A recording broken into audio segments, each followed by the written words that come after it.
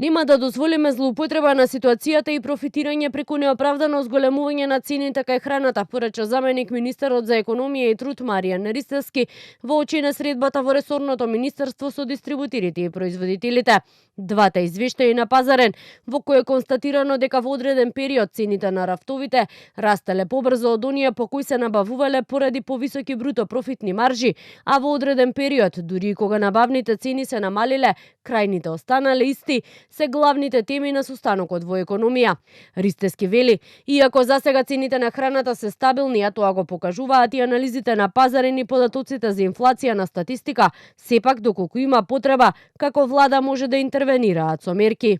Ако има нормално непазарни однесувања, енормни зголемувања и како што кажав, ако имаме така наречени војни профитери во вакви услови, кои сакаат да спечелат на грбот на граѓаните, ние имаме законски мерки кои можеме да ги употребиме. Главната цел и приоритет на ова влада е да повторам заштитата на животниот стандард на граѓаните. Заменик министерот не сакаше да ја коментира минималната синдикална кошничка која ја пресметува ССМ и истата бележи намалување од 156 денари. Ристевски вели, релевантни податоци за нив се оние од статистика.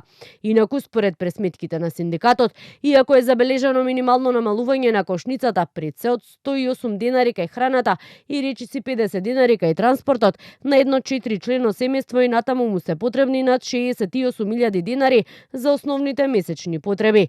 Во меѓувреме, откако беше продолжена кризната состојба, владата повторно интервенира и во акцизите кај дизелот и бензините. Премиерот Христијан Мицкоски вели, со мерките кои се превземаат, земјава останува со убедливо најниски цени на дериватите.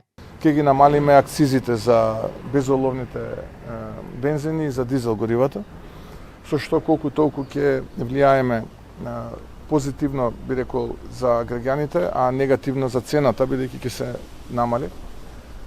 Очекувам да продолжиме и понатаму да бидеме со убедливо најниска цена на бензините и на дизел горивата. Одговарајќи на новинарско прашање, Мицкоски при посетата на Велес рече дека и покрај тешките надворешни околности тие како влада имаат план.